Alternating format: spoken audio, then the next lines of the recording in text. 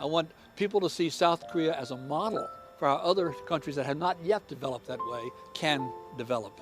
How to go from dictatorship to democracy, which Korea has done. Korea has an incredibly long history of independence. I mean, Koreans, for most of the last 2,000 years, Koreans have governed Korea. Koreans have governed Korea. It's amazing to me that they maintained their cultural identity and political independence for 2,000 years. 안녕하세요, 원다입니다.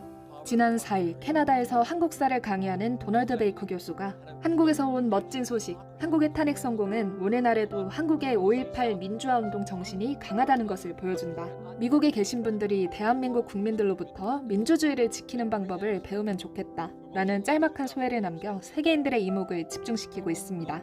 그는 현재 브리티시 컬럼비아 대학교 아시아학과 교수이자 한국연구센터 공동소장으로 일하고 있는데요. 미국이 국적인 그는 광주를 제2의 고향으로 여길 만큼 사랑한다고 합니다. 한국과의 인연은 반세기 전인 1971년 평화봉사단원으로 활동하며 처음 시작됐다고 하죠. 게다가 그에게는 백동우라는 한국 이름도 있는데요. 그가 한국을 사랑하게 되고 평생 한국에 대해 공부해야겠다고 마음먹게 된 계기는 바로 좋은 한국 사람들 때문이었다고 합니다. My name is Don Baker. I'm professor of Korean civilization and in the Department of Asian Studies at UBC. And I can say that in Korean, UBC에서 한국 역사를 가르치는 베이커 교수입니다.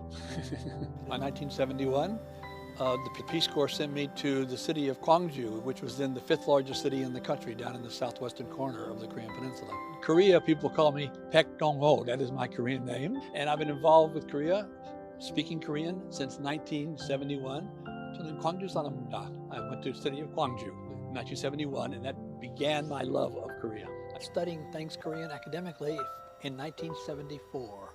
What I study is the history of Korea over the last 2 or 3 centuries. In other words, I'm looking at how Korea came to become a very modern country. I'm mainly a culturist as I'm looking at the changes in Korean culture, their lifestyles, their religion, their values. That's what I'm really interested in, is how the Koreans have changed since, say, around 1800 or so. I had to rent a room in a boarding house. I ate rice 3 times a day. Right? That was difficult at first. I'm not used to rice for breakfast. The family I lived with did not speak English, so I had to speak Korean. But I loved it. I loved it. I loved it so much, I decided I was going to study Korea for the rest of my life because I had such a good time in this city of Gwangju. And I made some good Korean friends, some of whom are still friends today, 50 years later. And that was the beginning of my fascination with things Korean. It was the beginning of my fascination with things Korean. Well, also when I first started teaching Korean history, most people in North America didn't know how different Korea was from China and Japan. And so I see my job originally was getting people to realize that Korea was a separate and distinctive civilization and had been a separate and distinctive civilization for well over a millennium. 1975년부터 서울에서 한국에 대한 연구를 하던 베이커 교수는 1980년 광주에서 난리가 났다는 소문을 듣고 하숙집 가족과 친구들의 상황을 확인하기 위해 다시 광주를 향했다고 하는데요. 계엄군에 의해 목숨을 잃으면서도 민주주의를 수호하기 위해 싸우던 한국인들의 모습은 그의 인생을 완전히 바꿔놓았다고 합니다. What happened to me in 1980 definitely changed my life. Yes, I was primarily studying Korean history before the 20th century. But when I went to Gwangju in May 1980, I heard on the shortwave radio that Gwangju, the city of Gwangju, was being attacked by its own military as part of it. So I snuck into the city. The army was blocking the roads. And the things I saw, I will never, ever forget. And so I came away from that convinced to do 2 things. Let the rest of the world know what happened to those people. Second thing is, I want the world to know something like that does not happen again. Several hundred people were killed in the city of Gwangju. I saw people killed. And that changed your life. You never ever get over that. 베이커 교수는 그 어느 나라의 국민들도 해내지 못하는 것을 이렇게 오직 한국인들만이 해낼 수 있었던 건 바로 한국인들 안에 내재된 저력 덕분임을 강조합니다. 한국은 놀랍도록 오랜 독립의 역사를 가지고 있고 한국인들은 지난 수천 년 중 대부분의 시간 동안 나라를 스스로의 힘으로 다스려온 자주적인 사람들이기 때문에 이런 놀라운 일들을 성취해내고 있다고 말이죠. Now my job, I see, is to show people that Korea is not only K-pop and Hyundai and Samsung. That is much more to Korea than that.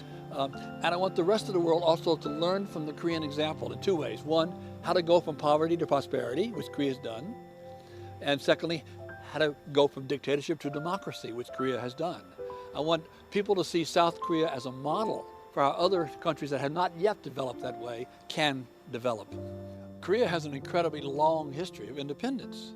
I mean, Koreans, for most of the last 2,000 years, Koreans have governed Korea. Koreans have governed Korea.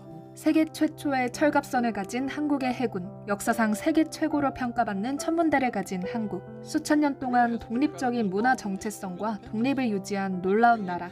이런 한국이 또 하나의 새로운 역사를 써냈고 전 세계인들은 이런 한국으로부터 배울 점이 아주 많다고 베이커 교수는 강조합니다. People don't realize, for example, that the last dynasty in Korea was called the Chosun Dynasty. It lasted from 1392 to 1910. That's 518 years. And also during that time, Korea created the world's first armed-clad navy. They had in the 15th century what one scholar at Cambridge called the world's best astronomical observatory. The world's best astronomical observatory. So Korea had a lot of accomplishments which people don't realize. Both contemporary Koreans and non-Koreans often don't realize how much Korea accomplished before the 20th century. It's amazing to me that they maintained their cultural identity and political independence for 2,000 years, even though they have two very powerful neighbors, China and Japan. So that's what I want people to understand, that there's much in Korean history to admire and to learn from.